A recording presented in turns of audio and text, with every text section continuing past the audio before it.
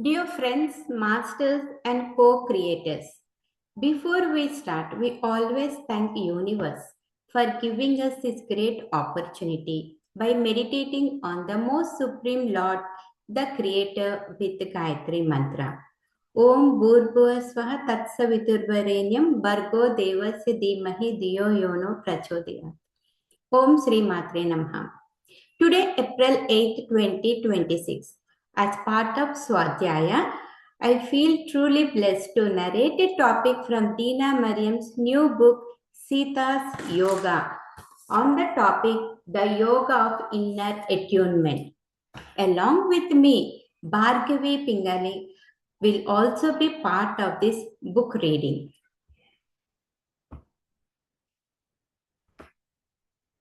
With deep gratitude and heartfelt thanks to Brahmashi Pitamaha Patriji and Swarnamala Amma. Also taking blessings and thanking my family, parents, extended family, all divine masters, gurus, and KHA Miraculous Minds meditation group, PSSM, PMC, and our KHA Homeopathy study group doctors. I offer my sincere gratitude and heartfelt thanks to Dena Merriam for blessing me the opportunity to speak on her new book, taking Lord Hanuma blessings and his divine light to give me strength. Whatever I share today flows from Sita Ma through Dena Ji to me, and I'm their humble servant.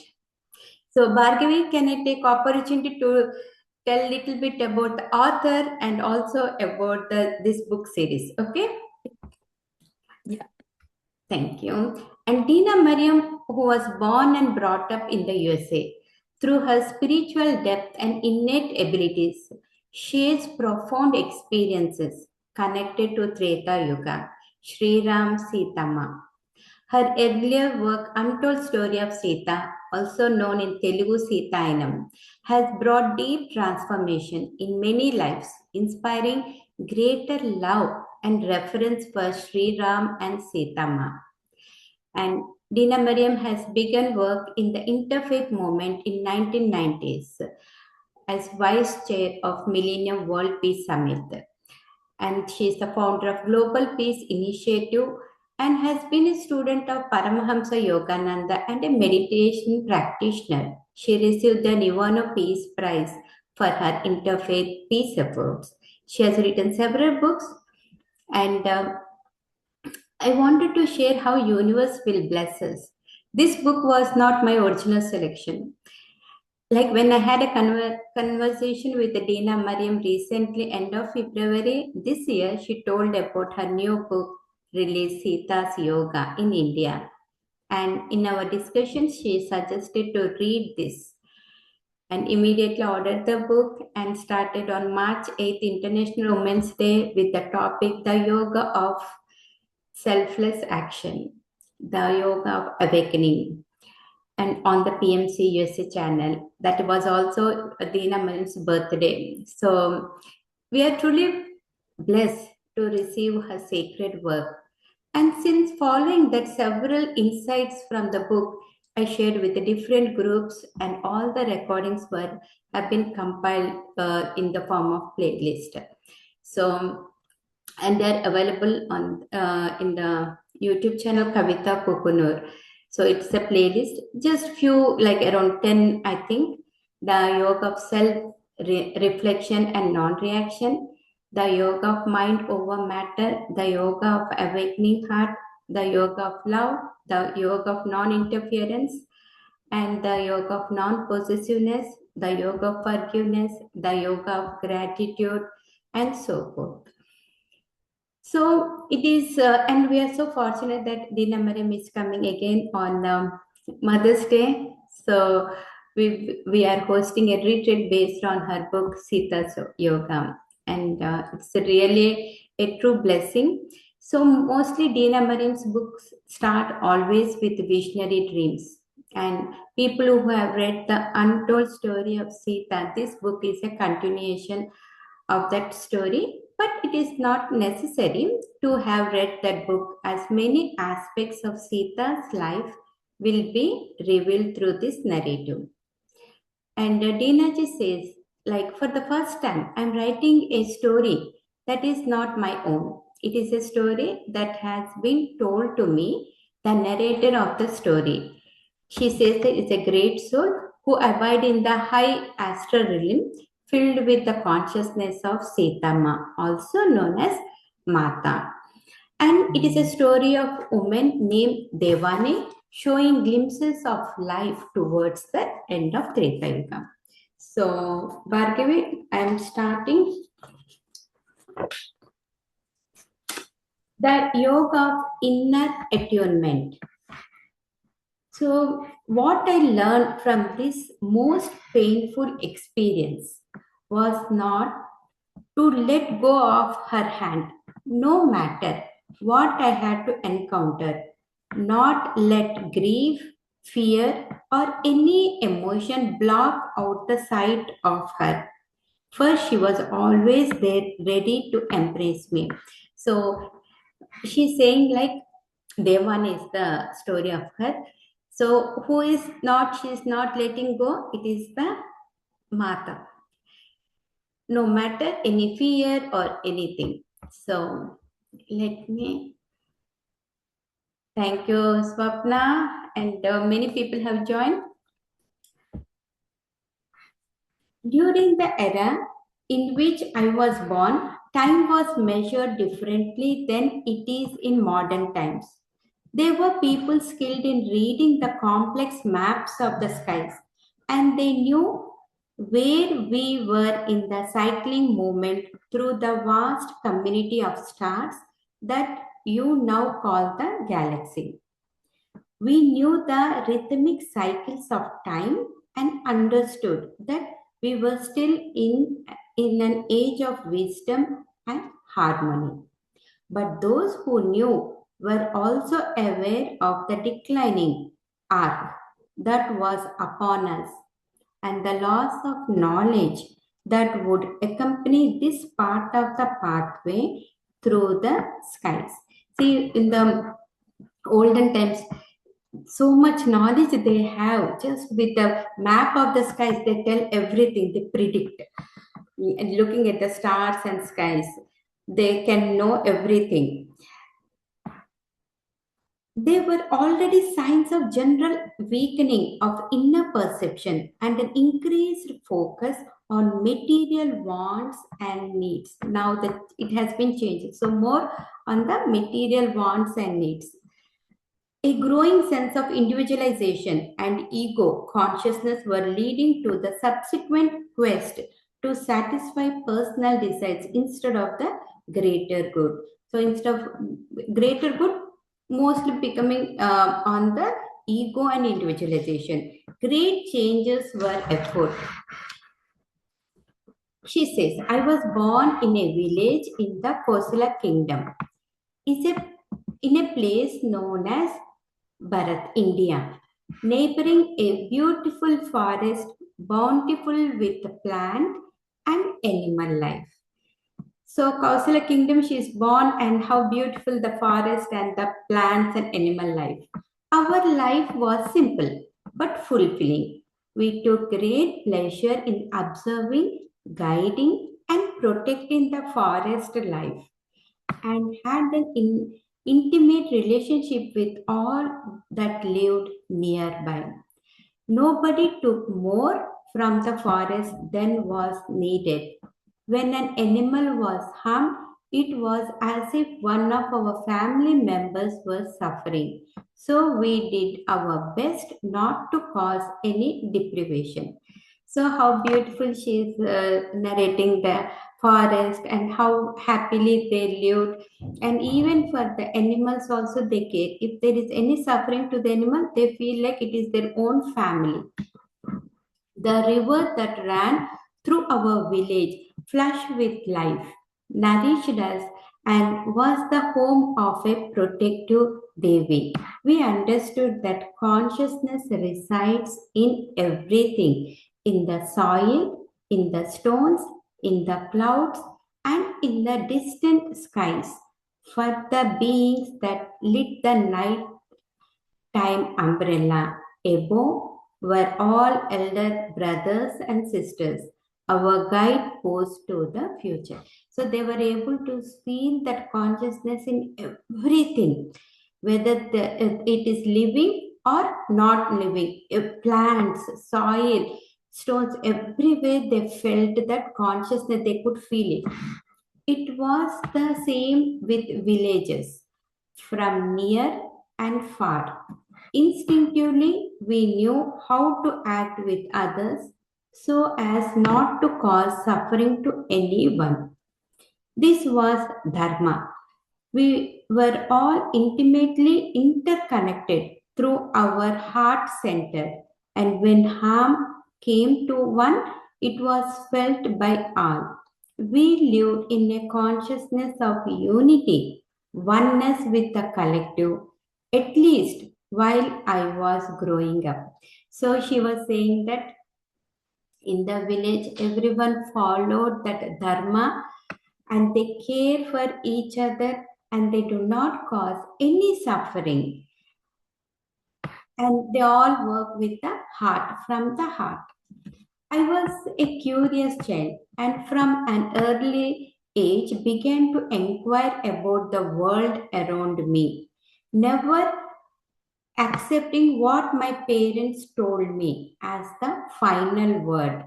This quality made me somewhat of a nuisance to my parents and others in the family, who kept telling me to be content and accept life as it is. But their counsel did not quench my thirsting nature. So Devani is very curious. And parents says that you should be content with whatever you have. So, but she is very curious to know each and everything. From a young age, I was drawn to spend time alone and often wandered off to a secluded spot, any place where I could find solitude. There I would sit, reflecting, gazing at the world around me in amazement.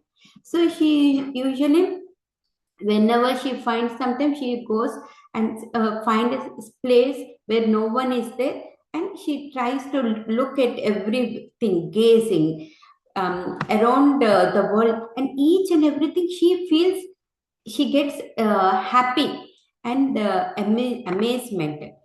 I took great pleasure in watching the flight of birds, observing how their wings caught the drifting air as they soared on the back of a sweeping breeze. They knew how to play with the wind as if they were dear companions. Even flying birds also, she was so happy and she's enjoying the how the birds are flying. They knew how to play with the wind as if they were dear companions, and I found amusement in that. I loved to watch the trees, not only the branches, as they skip back and forth, but I could also peer down to the vast family of roots that connected one tree to another and another, enabling them to communicate in a language that we humans could feel but not understood. They protected one another and enabled the weaker ones to fight off disease. So, in nature, how trees and the branches and some roots, they get touched to the other tree, so they are connected, even though they cannot speak, but they can understand. So even the nature, the plants and everything, there is a unity. That is all she's capturing and she's understanding. I felt they were a community, like my village.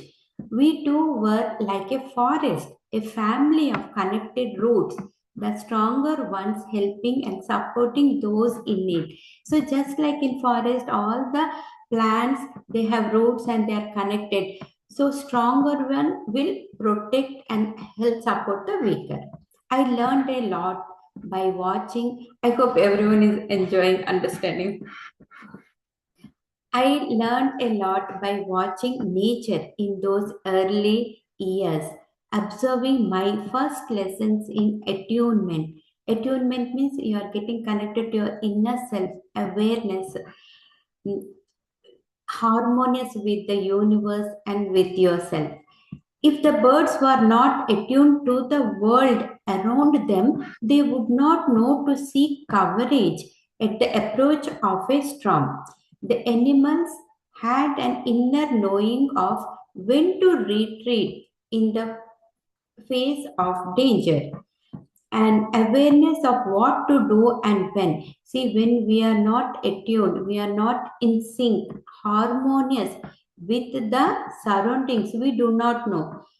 So that is what birds are attuned with the world around them. So that way they can know when there is a storm, they know to leave that place. The animals had an inner knowing of when to retreat in the face of danger, and awareness of what to do and when. Even animals have that knowledge. It was nature's unspoken language. We humans also had this inner attunement, which made life flow smoothly. This understanding came to me in childhood, but as I grew older and saw the changes coming to the human world, I began to wonder if this inner knowing was not slowly slipping away. So in childhood, she knows all of this, getting connecting to inner consciousness. Winds of discontent were beginning to blow into our connected village life. At first, faintly, and then with greater force.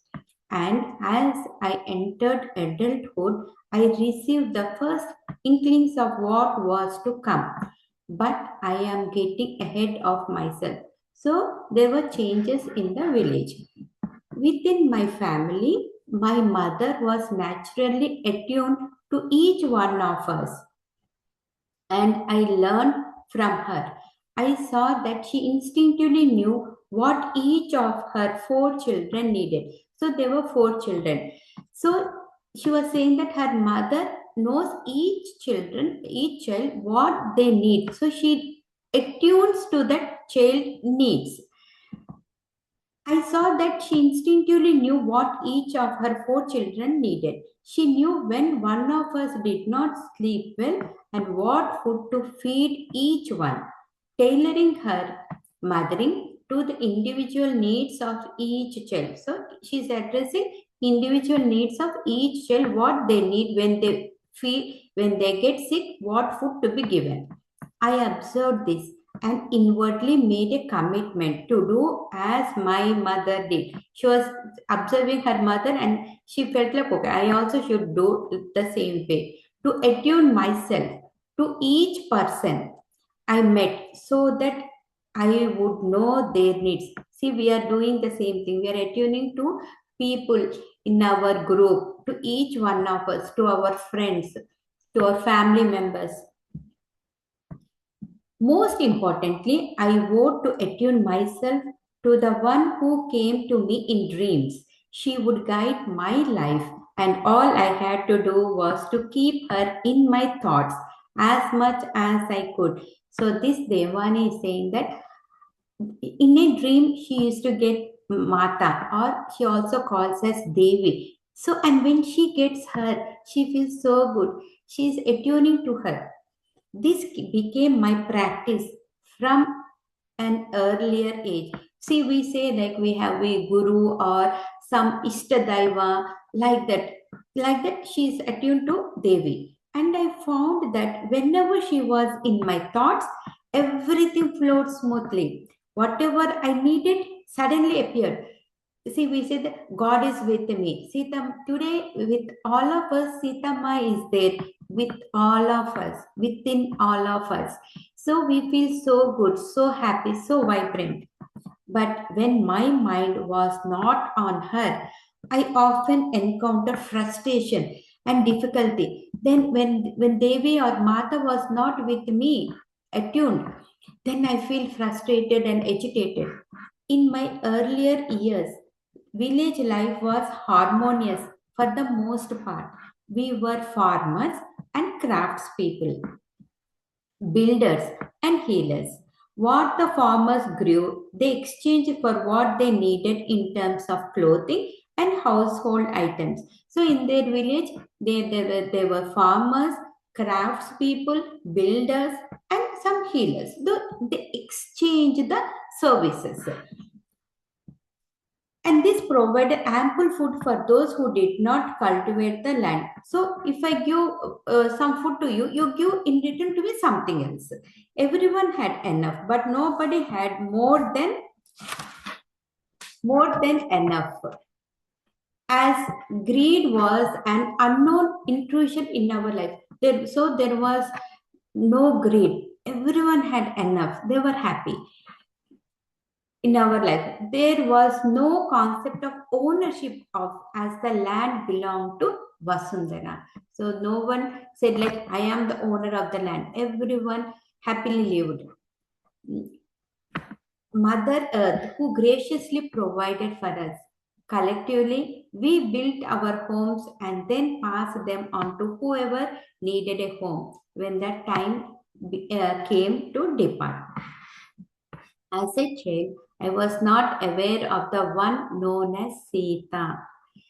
She lived in the kingdom of Videha and I in the Kausala kingdom, worlds apart. So she's not aware of Sita. She's from Kausala kingdom and Sita is from different Videha. But I knew our Rajkumar Ram, who would one day be the Maharaja. Some praise Ram for his physical and mental skills and knowledge of the sacred mantras. She knows Ram Maharaja, but he had other attributes well known to some within the Kausala kingdom. It was said that when there were disagreements in his family or in the kingdom, his father turned to him for counsel. So Ram, even Dasratha, his father, also if he needs any help or anything, then he used to ask Ram for his opinion, for his counsel.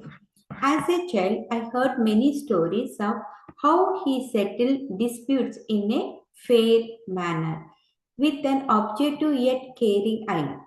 People spoke of his wisdom and claimed he was attuned to a higher knowledge. When I heard this praise of Ram, I thought to myself that he also must know her. The thought of Ram, she thought like he must know her, means Sita, the one whom I could not name, but whom I knew so well. Because all this story is coming to Denaji through a narrator, higher self, right? So she did not know the name, but she know something like that. With Ram as our future king, it seemed that nothing could disturb our world. So everyone felt like he is so nothing can disturb, and we will have a peaceful life. There were stories of unruly characters somewhere in the deeper forest to the south, but they were far away from our peaceful life, and our world seemed impenetrable because there are other in the forest at other place there are some people who are unruly characters, not nice people like that. Of course there were normal disagreements between people, but these were minor infractions easily resolved. This is how I remember my childhood. So she's telling about her childhood, how beautiful it is and peaceful.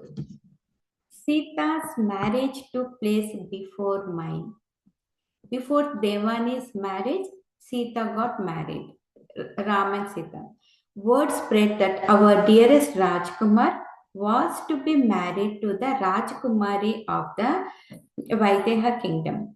We in the village knew nothing of that place. These people do not know about the other kingdom. But we heard that she was beautiful and wise, the daughter of a much revered Maharaja, a perfect match for our Rajkumar. So there were great celebration. My marriage took place not long after. So she is telling about her marriage.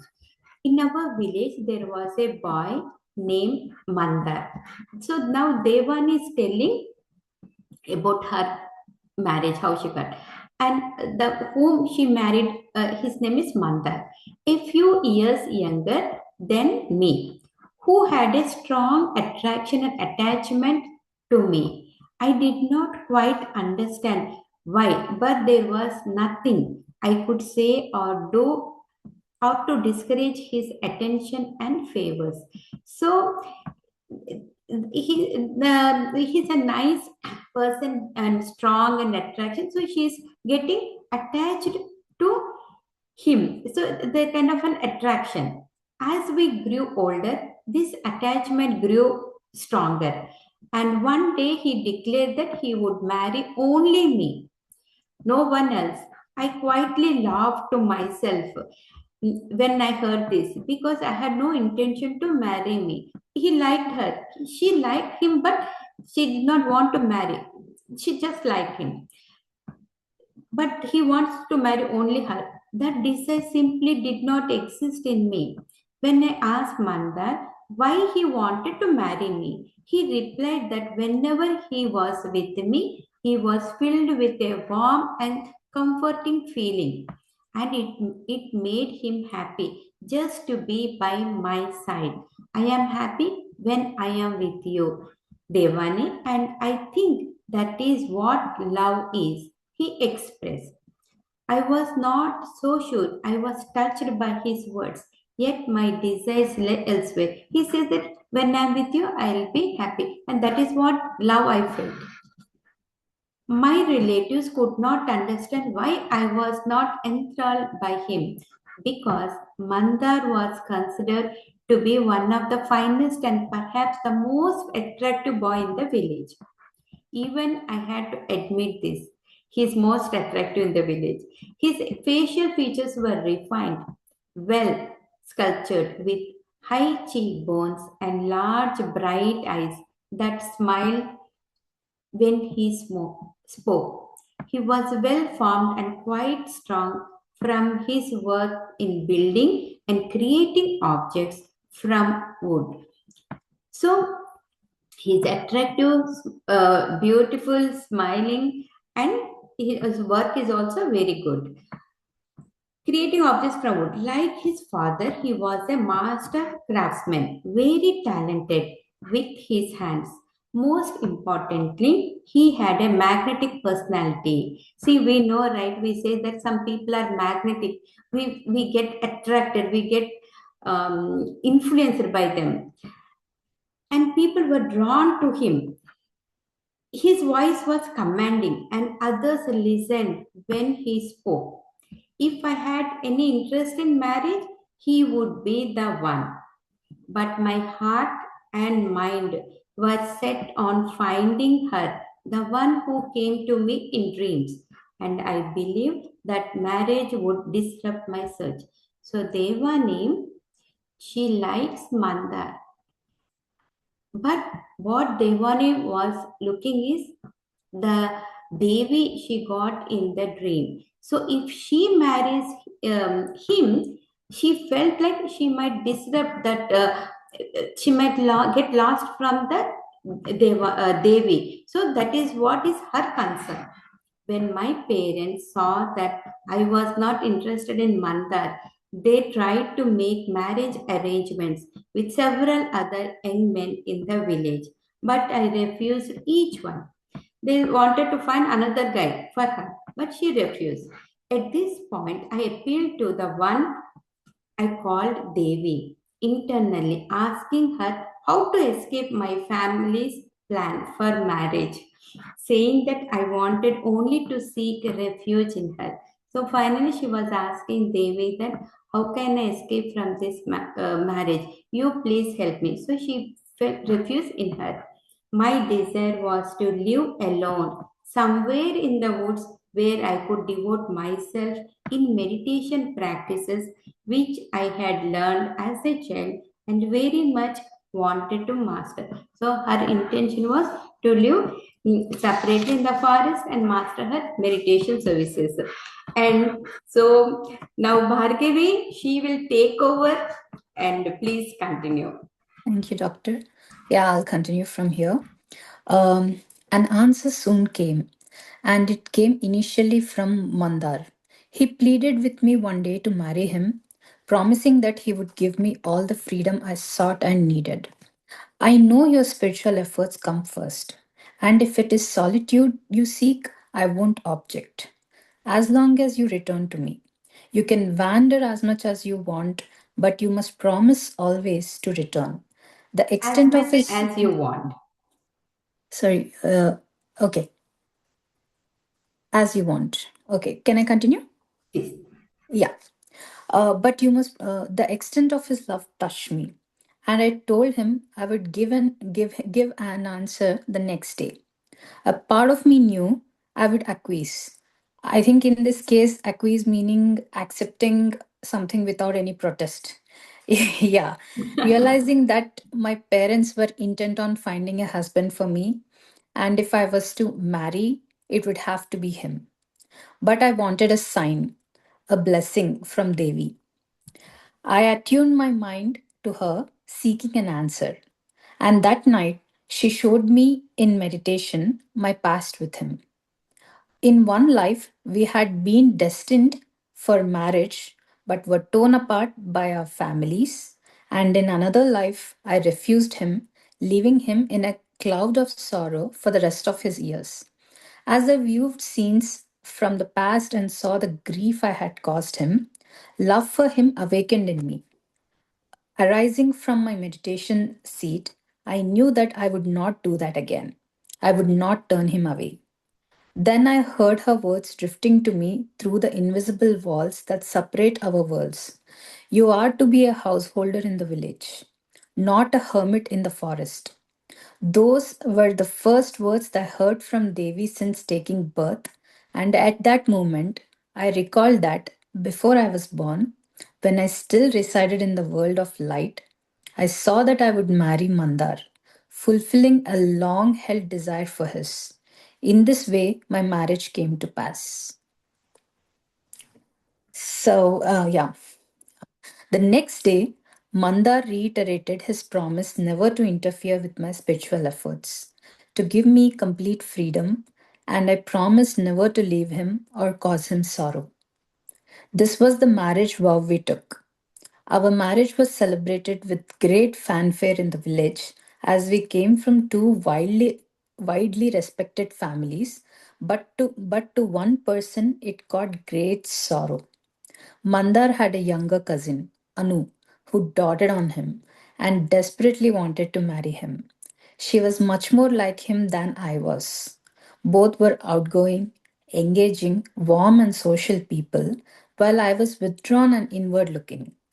I always thought she was more attractive than I. She was tall and round in shape, with thick, lustrous dark hair, and spent much time caring for her appearance. I was shorter stature, slender, and paid little attention to the matter of beauty. I often wondered why Mandar ignored her when she so obviously doted on him. During the marriage ceremony, I noticed her absence, and this concerned me. After my marriage, I heard that she refused to marry anyone else. This caused much distress to her family and weighed heavily on me. Whenever we meet, her eyes would be wrapped in sorrow, and I felt her sadness as my own. After several years of marriage, I came to realize that I wouldn't be able to bear children, which I knew Mandar desperately wanted. Around this time, I had a dream of a young girl who said she would come to me as a daughter, but through another mother. Also, in this dream, I felt a presence, that of my Devi, and I know it was a divine message. This is where I proposed to Mandar that he take Anu as a second wife. He protested at first, saying that he didn't want another wife. But the image of that child stayed with me and a deep attraction developed. So I persisted. almost insisting that he bring Anu into our household. We will have our children, I said, but you will have to accept another wife into the family. And it is much better than it be Anu than anyone else. After much discussion, he consented. If I thought we could maintain our family harmony and bringing Anu into our fold, I was badly mistaken. She was fine, attractive young woman, but had no interests of her own and was completely dedicated to Mandar. Her only desire was to serve and please him, and from the moment she entered the household, her jealousy of me became a painful obstruction. To escape her watchful eyes, I began to seek more time alone in the forest, which caused Mandar to cling to me when I was home, generating a cycle that was difficult to break. Yeah, I wanted Mandar to learn to love Anu. So I sought to make myself sparse. The forest was my sacred place where I could spend hours away from the family, keeping my mind focused on my Devi. Before making any decision, I would place my mind on her and then proceed. Most often, a response came rather quickly, sometimes through an intuitive and a subtle hint indicating the direction to take. Even when I was um, Fully engaged. fully engaged. Oh, again, I'm moving a page.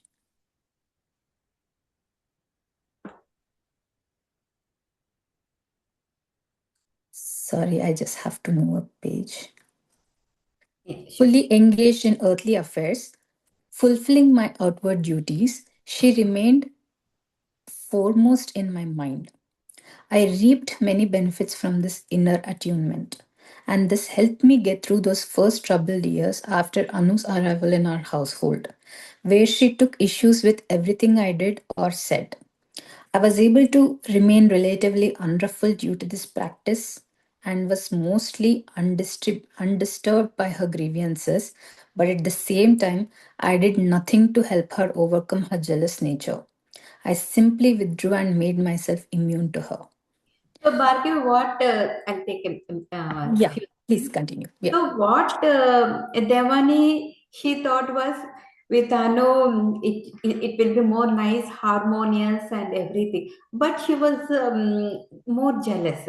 So then with that since she could not give the child, right? We could not give birth. So with this jealousy, she thought like it will be harmonious, but the jealousy has come. So now what she to keep peace in the family, she is going out and doing meditation, spending time in the forest. So it is like a withdrawing. She is from that family things, from the situation, and getting herself. And in the during meditation, she connects to the Devi, and she is getting inner attunement there. Yes, I think she also was not able to come out of this worldly family responsibility and she had to do something what's right for her family. Yes. But I think in the biggest of the things, she couldn't understand the jealousy of others. But I think she will elevate there. We need to see Mm. what's there in the next pages. Yeah. Yeah, continuing. Soon after my marriage, Rajkumar Ram was banished for reasons that we in the village couldn't quite understand. And he, his brother Lakshman, and his wife Sita left the kingdom to wander through the dense forest to the south. Nobody knew much about their whereabouts or how they were faring, but it occurred to me that he was sent to deal with those unruly elements that we continued to hear about so that in the future they would not disturb our way of life. I think she's basically drawing a parallel in the parallel universe when she's seeing Lord Ram going to Vanvas Mm. along with his brother and his wife. And she thinks like It's because of this nature of Lord Ram, the ultimate journey of the path that Lord Ram and Lord Lakshman and Sita Devi took was because they wouldn't disturb or set a path forward for these people's way of living, because it's in the past and in the future. And Uh, there is another word they mentioned, that he was sent to deal with those unruly elements that we continue to hear about, so that in the future they would not disturb our way of. yeah. So the evil people, or people who cause harm, so it is mostly like Ravana kind of nature, kind of Mm, people. So they may go and attack. So it is, see, in this story they are giving same thing like the situation when they go for 14 years of vanamasana, right?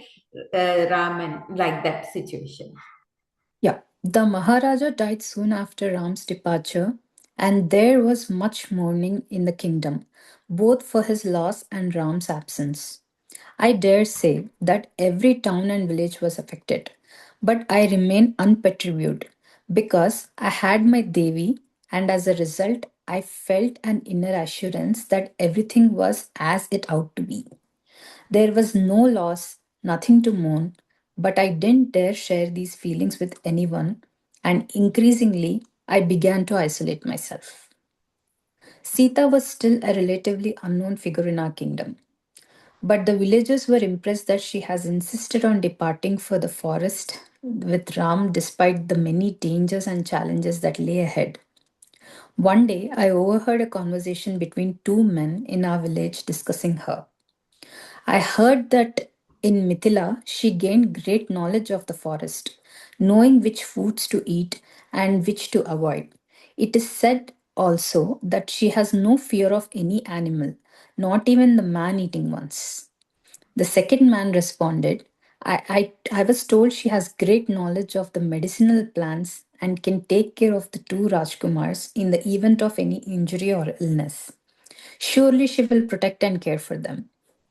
I didn't know anything about Sita, but for the first time, I felt a deep respect for her, thinking there was more to her than we knew. Rightfully so, I think. Yeah. Do you want to add something there here, Doctor? So, so what the people in the villages, they were thinking that, okay, since they do not know much about Sita, right? They know about Ram, but little bit knowledge they have. They know that, oh, she's really has lot of knowledge in the forest, because she is into the Sitama is into the nature and all the things like which foods to eat, which plants and fruits, and the medicinal values, all that she knows. So she knows how to protect if something happens also. So that they are saying, and she's not scared of any animals or anything. And they say, I did not know anything about Sita, but for the first time, I felt a deep respect for her, thinking there was more to her than we knew. So she is feeling that high respect for Sitama. So it is in her mind, it is Devi, and now it is Sitama. So it is getting connected, Yeah. connecting to that attunement of same this and Devi and the one who is coming in her dream. Yeah. People in the village really couldn't comprehend what was taking place further afield, as each person and household had their own concerns, minor though they might be. I didn't think much about what our Rajkumars might be facing in the wild forest regions to the south, as I had my own challenges at home. Anu's envy and harsh words continued, causing Mandar to intervene on my behalf, which made things worse. The more Anu pushed me away, the more he clung to me, creating most undesirable situation. But in the forest, I was at peace. I would wander through the paths that were cleared of all debris and find a place to sit and interiorize my mind, blocking out outer world, undisturbed by the chattering of birds and occasional swishing of tree limbs. So When she's enjoying. right? Devan is in, for her the mental peace is going out and meditating in the forest, but here in at home she is not getting the peace, and she's isolating herself, and this Anu and the jealousy is more. So Mandar, she's trying to away from Mandar, and he's clinging more to her,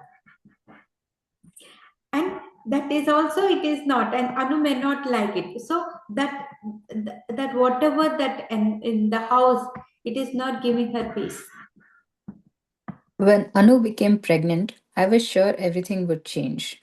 We all rejoiced when this first child was born, a girl. We named her Sachi, and I recognized her immediately as the daughter who had appeared to me years earlier. When she was first placed in Mandar's arms, he brought her directly to me, saying, "Look, Devani, at our beautiful daughter." Anu was resting on the bed mat, but I glanced at her, hoping that she hadn't overheard. In fact, Mandar didn't think of Sanchi as my child, and I knew that this hurt Anu deeply, as she was hoping that this child would earn her place in his heart. I tried not to be enamored of Sachi, but there was an immediate bond of love that I couldn't deny. As the months passed, she began to show a clear preference for me, crying whenever she was taken from my arms. She would only go to Anu for feeding and then begin to cry until I held her. This brought me contentment but also unease. I was hoping that the birth would erase the tension between me and Anu, but it did the opposite. The arrival of Sachi only increased her antagonism towards me, and again I sought refuge in my Devi, once more retreating into the forest. As Sachi grew from infancy to early childhood, my frequent absence served to increase her attachment to me. Fortunately, Anu became Pregnant again. okay. Yeah, sorry, I have to Take it. open the page. Yeah.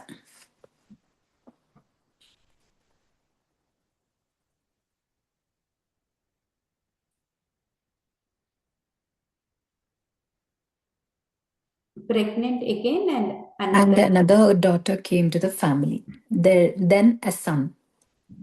This gave me some relief since, with three children to care for, Anu began to accept Sachi's natural affinity for me, and for a while there was relatively a peace in our family, as she hoped that would come. Yes.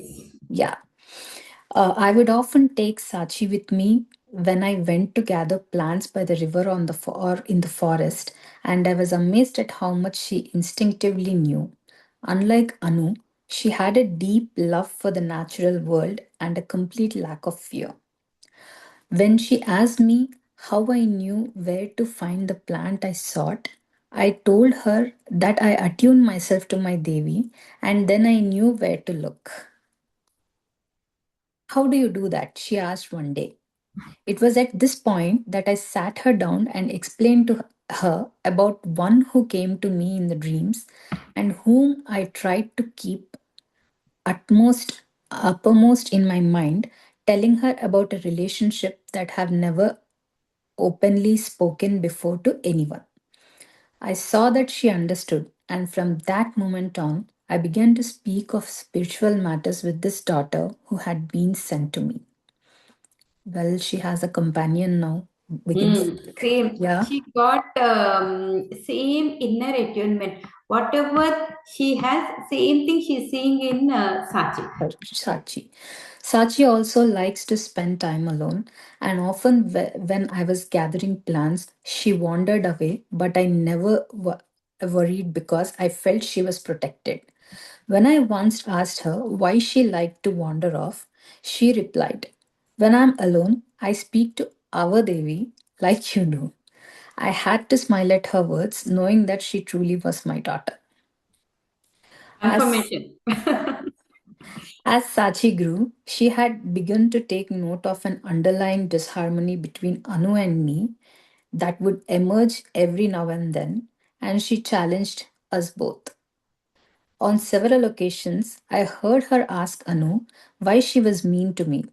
This surprised Anu, who replied that she never intended to be mean.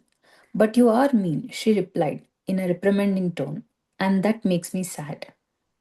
Sachi also questioned me, asking why I avoided Anu and spent so much time away. I didn't know how to answer this child who was beginning to speak like an adult, so I remained quiet. If she hurts you, you should tell her, she said in a serious voice. I could see that Sachi was trying to bring together her two mothers, and both Anu and I tried to comply, realizing our tense relationship was hurting the children. From this point on, whenever Anu spoke harshly or impatiently to me, Sachi asked her to please stop, and whenever I sought to escape, she found some excuse to have me stay in the cottage. On several occasions, she told me, I want my two ammas to like each other and to be happy together. But we do like each other, Sachi. Even when people disagree, it doesn't mean they don't love one another. She gave me a look that revealed her disbelief. It soon became clear that Sachi was having an effect on both Anu and me.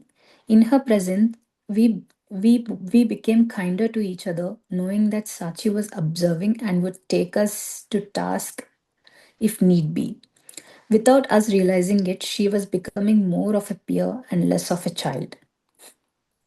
When two of us were alone, we spoke about Devi, often including her in the games we played. To Sachi, she was a real physical person, and no matter what I said, she stuck to this position. This daughter was becoming the first companion I ever had, almost like a sister, and I had to remind myself that she was still so young but so wise, and clearly on a mission to make peace between her two mothers. One day, as we were walking, I naturally began to speak about our Devi, and then I suddenly paused my steps, looked at her, and asked if she had ever seen her in dream. Not in my dream, but sometimes when I'm awake. She responded as a matter of fact voice. What do you mean? I asked, amused. I have seen her in our house, and she has talked to me. As she spoke, a slight smile appeared on her lips. You have seen her? Truly? I asked in surprise. She nodded. Sometimes I see her at home or outside, in a body as real as yours and mine. She always smiles at me. You saw her in our house? She nodded again. What does she look like? I asked, not quite believing, wondering if this was a child's imagination or something else. Well, she is very beautiful and has long dark hair. Her dress sparkles and there is always light around her. And when she smiles, her eyes get very bright, big and bright. 7. I sat her down. Yeah.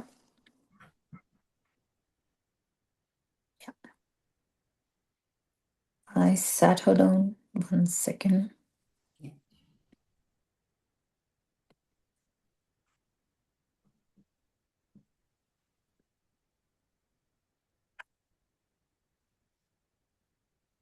So she could see that radiant Devi physical form. Yeah.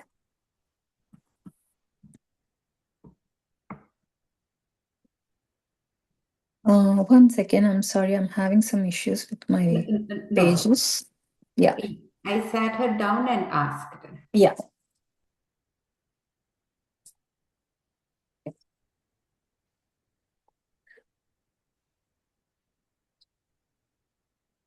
I sat her down and asked, Sachi, are you telling me the truth or are you saying it this to please me? It's true. I have seen her and I know I will soon go to live with her, but then I will come back. She told me this. Um, okay. She said in a very casual manner. In a very casual manner. Uh, I couldn't respond as I couldn't quite process what she was saying.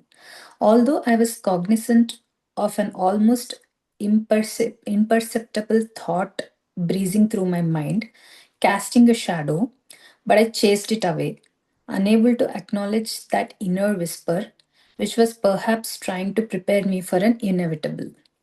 So, one second, Yeah. Bhargavi. So, she's saying that I will go I will soon go to live with her. So this Sachi is telling that the Devi who is coming, so I am going and go soon and live with her. So these words she is not able to understand. Devan is thinking, what are these words? These are something not acceptable. So what is that message she's getting? So she's a little bit hazy. She's thinking not inevitable, something is going to happen. Yeah. She's preparing, she's saying. At the moment, Sachi noticed a small animal standing a short distance away, staring at us, making grunting noise, exclaiming, "How sweet!" She jumped up and took steps to approach, but the animal scampered away before she could reach it. I observed her as she watched the animal run along the narrow path, thinking she is still a child and yet she is not. Despite all my years of devotion to my Devi, I have not seen her except in dream, and even then she was more of a presence than a discrete form. Who was this child who was able to perceive her, and what did her words foretell? Were these only words of a child, or it was often hard to tell with Sachi? That night in meditation, for the first time, I faced a restlessness that I couldn't counter. Waves of fearful thoughts washed over me, thoughts that have never entered my mind before. I tried unsuccessfully to ground myself in the presence of my Devi, but my emotional body was perturbed and she slipped beyond my reach. Fear blocked my natural inner attunement. I told myself it was the mind creating the false impression, deluding me, dragging me down the stray alleys leading nowhere. I think with the fear of what she's thinking, she is unable to concentrate on her Devi here, and Yes. yeah, she was unable to connect with her Devi in this place because of Mm. her fears. Fear of losing her, that is what Yeah, she's yeah. sensing it. Yeah, in the days that followed, I externalized the fear of becoming overprotective of Sachi, rarely letting her out of my sight. Anu chided me over this, saying I would smother the girl if I didn't give her freedom she was used to. We had switched roles. Anu was usually the confining one, and I was the one arguing for letting go of limitations. But not now. Weeks passed, and my condition did not improve. In the hopes of quelling my rebellious mind, I decided to seek solitude in the forest. I told Anu I was going to gather some herbs, but before leaving, I instructed her not to let Sachi out of her sight, and especially not to let her come to the forest no matter how long I was away. I had a strange premonition of some untoward event that I wouldn't erase from my mind. Even if I am delayed, do not let her come looking for me, I instructed. She nodded, but was preoccupied with the infant son, and I wasn't sure if my words sank in. After leaving the cottage and taking a few steps away, an inner urging made me return to reinforce the message. I may no longer be the anticipated, but don't let her come after me. Anu sighed and replied impatiently, "You already told me this." Knowing how insistent Sachi could be, I made her promise and then left for the forest with an uneasy feeling. I quickly found the herb I needed and then sat down to meditate, telling myself that I would not return until I regained my peace of mind, until I erased the intruding thought that something might happen to Sachi. Uh, Sorry. Can you hear me? Yeah, yes. Sorry. Uh, until I arrange intruding thoughts that something might happen to Sachi, a feeling that I have tugged at my ever since our conversation about our Devi weeks earlier. So is she now converting in the form of Lord Lakshmana, where he is having the same thoughts about when he was going after Lord Ram? Uh, I mean, So, the inference looks like that. So if you no, can explain that. yeah. So here, what is she told Anu that okay, don't let her go, because what Devi felt in the dream or the intuitions she got is that she is going to leave. So, and then that is what it is coming. But here, we can predict the other ways also, but mostly at this moment she is telling Anu, please.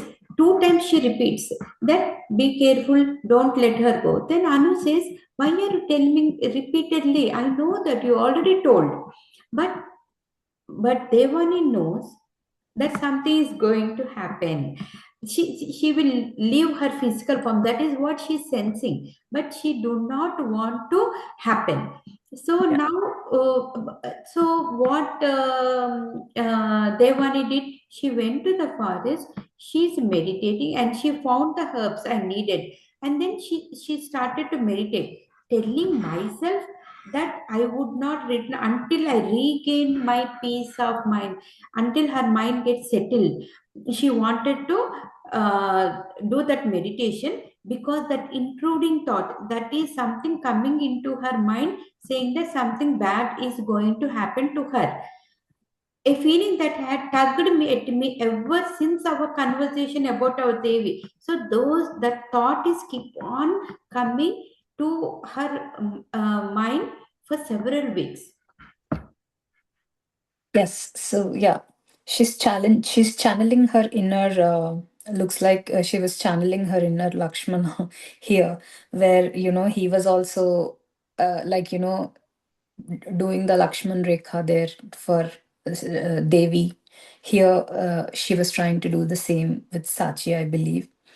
Instead of wrestling with my mind as I have been doing, I realized it and watched the thoughts as they came and went without seeking to suppress them, but also not giving them credence.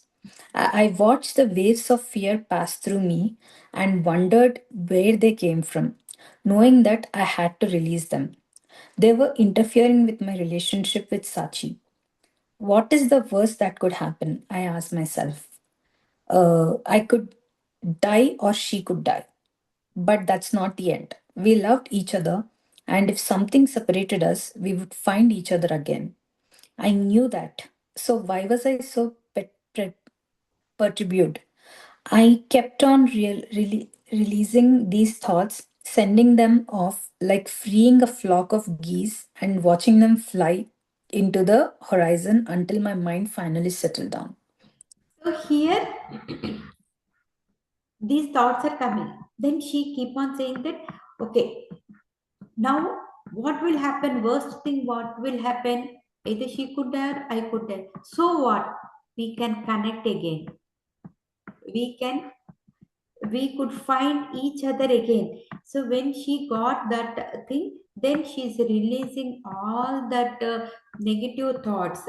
She's releasing it, and then okay, sending them off, freeing out all the geese, watching them fly into the horizon. Then her mind got settled.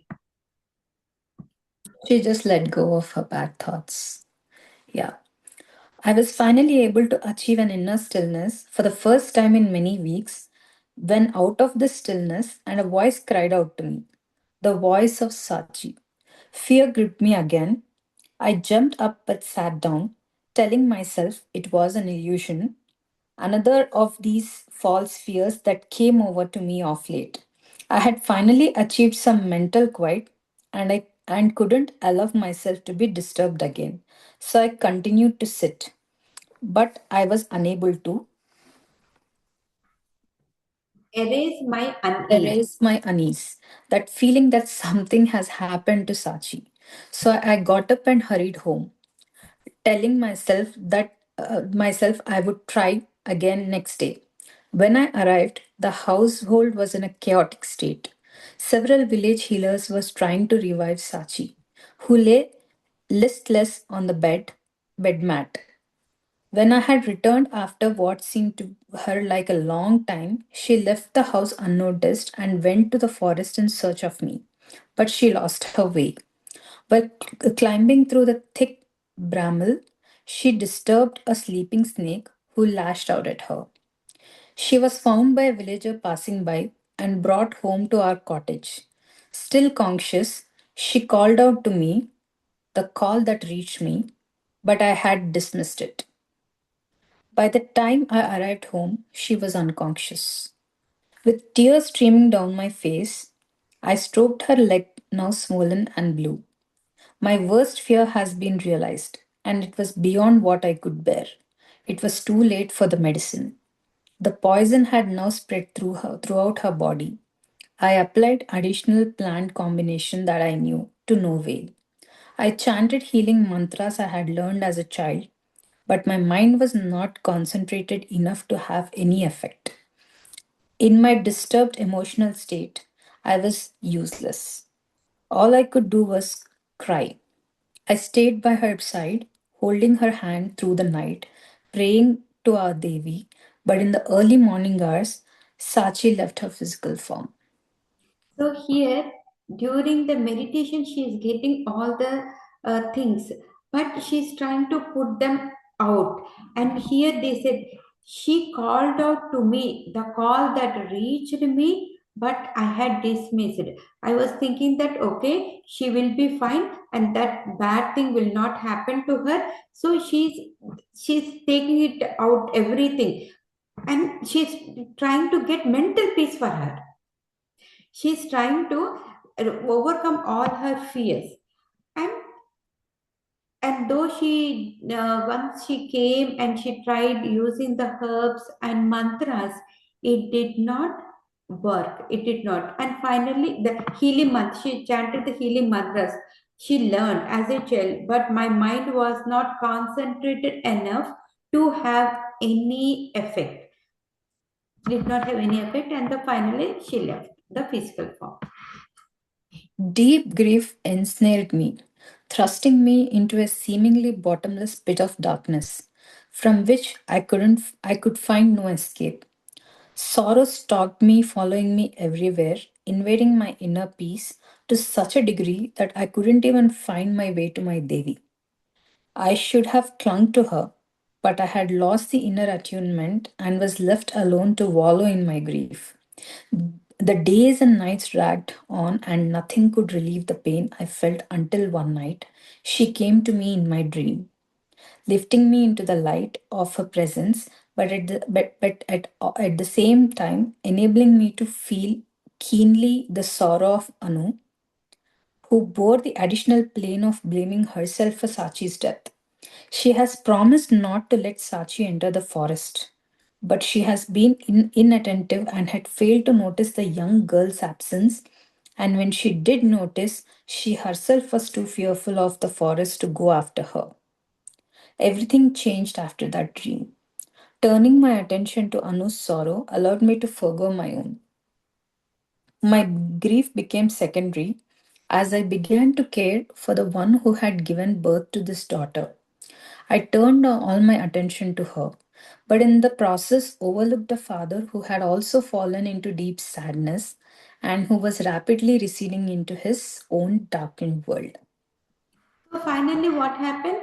Sachi came to her in the dream, and she came to me in dream, lifting me into light of her presence. So, but it seemed enabling me to feel keenly the sorrow of Anu. So when she has shown the light, and also she showed the see the sorrow of Anu, who gave birth to that child, and Mandar. See how they are in grief. You try to understand and help them. So now her grief became less. Yeah, I think she was already connected with Sachi with the inner attunement that she was able to get her daughter back, but was able to see. how the others were feeling, and she had to compose herself. Yeah. When I look back upon that period, I realized that I had to stumble through this bleakest of human experiences, the loss of a loved one, a child no less, to reach the other side, the light of higher awareness.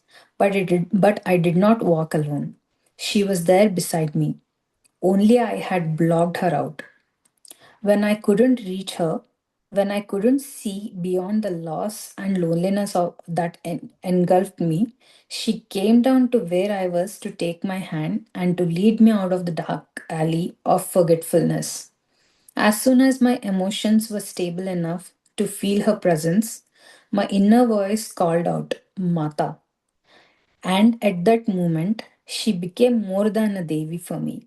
She became Mata, the cosmic mother, and my inner attunement was reestablished. It was this inner attunement that guided me out of this bleak mental world in which I was imprisoned. What I learned from this most painful experience was not to let go of her hand, no matter what I had to encounter, not to let grief, fear, or any emotion block out the sight of her, for she always there ready to embrace me. Think it's like, yeah, Yeah, it was not the Sachi, but I think it was the the Devi. goddess. Yeah, the Devi who is coming into her dream, no matter whatever is the fear or grief, do not let her hand Devi. Then only whenever that only Devi gave her inner attunement. Yeah, she has brought her back out of her That is grief. what, yeah, Yeah, Sati has shown her, though she went into the high light of higher realms where this Devani was, she could see her, but she was in the darkness and she could not go. So Sachi took her to the higher level of consciousness, awareness, and shown her that she has to be with Devi without losing her. grief can be a doorway to greater awakening or to despair. It has a choice we make. I chose awakening, and as I did, the darkness began to stutter, and I realized that Sachi's presence was still with me. She had not left me. She had merely left her physical form, abandoning one form for another. And what is form? This question led me to pray, open tightly shut doors, exposing revelations buried in memory. During meditation, one evening, centuries upon centuries, unwound, and I found myself in another place, in another body, the youngest of three sisters. The eldest had all one could want in life. She was beautiful and smart and clearly the favored one in the family, awakening in my envy from early age. Even a small boon that came her way, I sought to take. You Okay. continue Shall from I here? read, Bhargavi? Thank you. Yes. Yeah. So now Devani is telling centuries ago, another life she was there. So in that life, how she was? She was the out of three sisters, she was the youngest sister, and the elder one, she has envy. So there is envy. She was beautiful, the elder one. The eldest had all one could want in life, everything she had. She was beautiful and smart and clearly favored one in the family. Ev- so beautiful. So she's envy on her. Every small boon that came her way, everything, she's so lucky. The middle sister tried to be the peacemaker. She's the last one, defending each of us before the other. Middle sister is peacemaker, making peace between both, telling the older sister to be more generous and showering me with praise because this one, they one in that life, she needs some praise for attributes I did not know I possessed. The older sister did her best to stay away from me. But this was only infuriated me more as I interpreted her behavior as rejection. Since now the older sister, see how life it gets connected. Whatever she is facing in this current life and what she did in the past. So that thing. So now the older sister, what she did, she's getting stay away from me because she is feeling jealous. And when she's feeling away, she's feeling that she's rejected. What would have been a happy family turned into a contentious one. See, just like right now in this current life. In truth, I did not dislike the eldest, but only wanted to be accepted and cherished by her. But she kept away to avoid conflict, and the wall between us grew, just like whatever is happening this time in this life.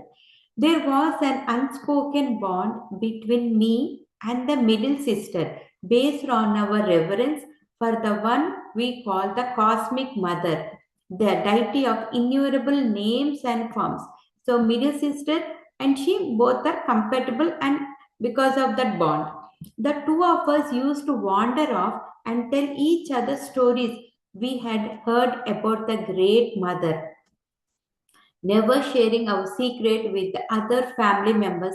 So this middle sister and Devani in that life, so great mother. So it is again another supreme power. So they used to enjoy those stories, and they never told anyone. Consciously, I sought to draw her to me and away from our elder sister. Our poor middle sister was caught between us, but she never stopped seeking to make peace. When she tried to speak with me about my envy, I would defend myself, claiming the fault lay with the eldest. But she would say that blame is never one sided. So now the middle one is trying to find the peace, so she tells Devani in that life that you should be nice, but she do not accept. She tried to defend, but the fault cannot be one sided. It will be double, both sides. She avoids you because you attack at every chance. She told me one day. This pushes her away. You should not judge her, Didi. Rather, you should look inside and find the cause of your envy. I thought about her words, but did not have the tools for self inquiry. So she's saying that you should find the cause for your envy. So self inquiry she has to do, but at that time she did not know how to do that. When we had grown into our adult years, our middle sister died very suddenly, and for some unremembered reason, the eldest and I blamed each other, creating further distance between us. I never made peace with that eldest sister and never got over the loss of that sister whom I so cherish, the one who earned from reconciliation and harmony in the family. So the middle sister, one day she suddenly passed away. Now what happened? The elder one and this Devani not compatible, so there was no peace. So she missed this middle sister who used to make the peace. I lost sight of this middle sister and did not find her in succeeding lives. She could not find her again in the succeeding births. But now her pathway opened before me, and I saw that in successive births she became increasingly devoted to the greater mother, and little by little her samskaras dissolved, bringing her close to the end of her karmic journey. Between births, she spent more and more time in the celestial realms. So, between births, we will be in the celestial higher realm, right? In the celestial realms, she was there more in there. When she saw her two sisters from long ago coming together for another opportunity at reconciliation, two souls at different stage in their awakening journey, now able to resolve an unresolved samskara, she chose to take birth, but only for a brief time. She would remain in the physical plane. This was the decision she took. So, in this, to for based upon the samskara and the previous karmic balance, these two has come again, and as a Sachi, she came only for a little time to bind these two together. So that past life and this life, the situations they are compared. For me, after lifetimes of learning, envy was now a foreign emotion. There was nothing to want from this human realm, nothing to desire, not beauty, intelligence, or to be the favored one. But I had become the favored one of our husband. We had switched places, and she had become the antagonistic, tormented by a jealous heart and envy that has existed in her but had never been expressed. In that earlier birth, she had shown no understanding, no compassion toward me. So she had to learn what it is like for another to be favored. The universe way of rebalancing and providing an opportunity for growth. So in the earlier life, no compassion and jealousy. So in this life, she has to learn how it affects the others. So she has given the birth again to learn what has to be learned. Now was the time to resolve this issue. Sachi was showing me how a past conflictual relationship was repeating itself, and it was clear that it would be up to me to heal this old wound. Now I have to learn a lesson to heal this old wound because it is repeating. I emerged from meditation, from this awareness, and in my mind was Sachi's smile. Somehow I knew she had taken birth for this purpose. So, why Sachi has come for a limited time is to be between these two, Anu and Devani. In the past life, those two sisters. So, in this life, these two. Martha's voice. Sorry, today's session is little bit longer. Please, thank you, Swapna, and for patiently waiting. Thank you. In 5 minutes, we'll be done.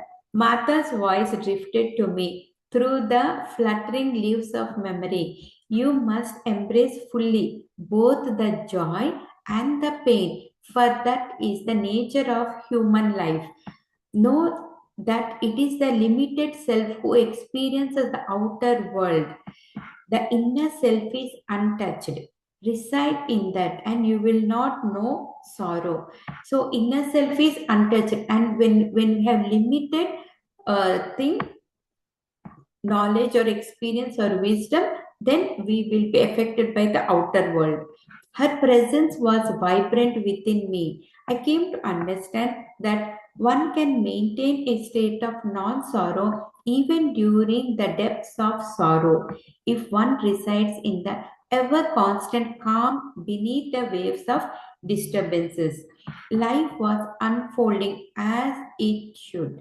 At that moment, I made a commitment to fulfill what Sachi had come to do, to help her two sisters from the past release karmic imprints they had carried over from one lifetime to another. That is the reason she has came. And Anu did not understand how I recovered so quickly. She remained devastated by the loss of Saji for months and months, blaming herself, even though I told her repeatedly that there was no blame. I knew we were both part of vast play with many intersecting parts. I understood that I had to experience grief of the deepest kind. And then learn to surmount it to more fully understand the complexity that leads to all the conditions and circumstances of one's life. All my devotion to Sachi I now transform to Anu, and I tended to her as I would to the child I lost. So now she has to focus more on the Anu. I believe it was the affection and care I gave her that helped her overcome her pain. She had lost a daughter, but in me she found a true sister, and the love we both felt for Sachi served now to strengthen and secure our bond. So now Anu gave more affection and care and love to Anu. Devani gave to Anu. See, whatever she has to give to Sachi. What part of us decides the timing of our coming and going, our arrival and departure from this world? Surely it is we ourselves, we unknowingly make such decisions, not the conscious part of ourselves, but a deep self that determines how and when to fulfill our karmic obligations. When I came to see Sachi's past, I could no longer think of her only as my child, but as a soul who had a definite journey to follow, and I played only a small part of the journey. I could not cling to her or wish circumstances had been otherwise. I had her with me for a brief while, and I would keep with me those treasured memories. I was not to bear children in this life, but Saji had come to me as my child, and the memories we shared would be etched in both our souls forever. So she was based upon our karmic, how long we live in this world, when we will come, when we will depart. All it is all there is a planning, soul planning based upon the karmic. And this is what she felt like with attachment to the Sachi and that sweet memories because she could not give birth to child. The one I loved most in the world had been taken from me, but I harbored no ill feelings because I came to understand that life was unfolding as it should. Sachi was only a child when she left us, and with her departure ended my deepest attachment. I had taken human form for nothing less than liberation, not for human love, not for sense of gratification, not to fulfill any desires or aspirations, but only to rise above all limitations and to live in Mata's eternal reality. So the bottom line she realized was I have come into this world to for liberation, moksha, and not to get attached again to another human love, to Sati. So that is how she detached, not sense for gratification or fulfillment of our desires. It was not until I fully embraced my grief and overcame it, not until my relationship with Anu was fully healed and we became the sisters we were meant to be, looking out for one another, not until they did. She come for me. She was with me, although I could not see or hear her.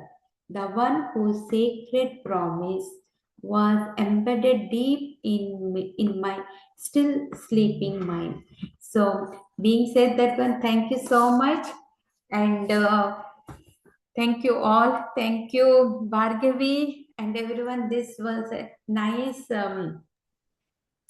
learning story for all of us to use it in our daily life. Whatever or you we can with friends, we can see their situations, how we can help them. And thank you, Swapna, and people all in Chara and Chitra and many more who have joined today's session. Thank you all. and we'll just end the session with just 2 minutes meditation. Okay. So just cross your feet, clasp your hands, and close your eyes, and just observe your natural, easy, calm breath.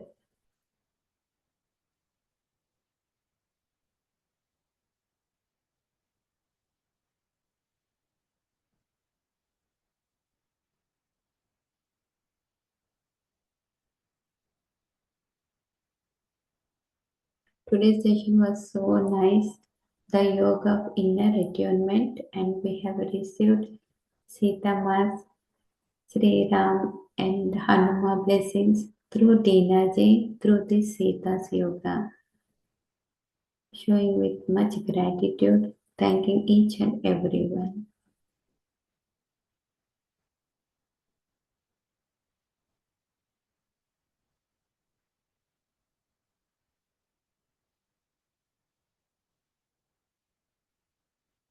And group meditation is more powerful.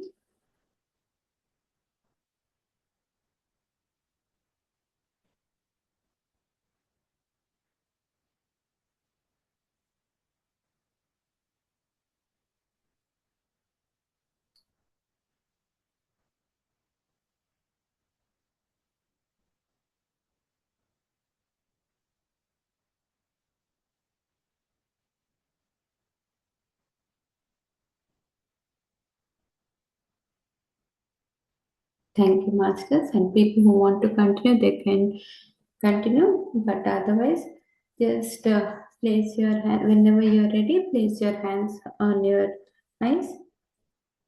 5, 4, 3, 2, 1, and open your eyes with beautiful smile. I know we are running over time today, and greatly appreciate. See you all again in another session. Thank you all. Thank you so much, Bhargavi. Okay, we'll end the session. Thank you so much. It was a pleasure. Very nice, right? Yeah. So, Good night. thank, thank you, Swapna. You want to say anything before we end?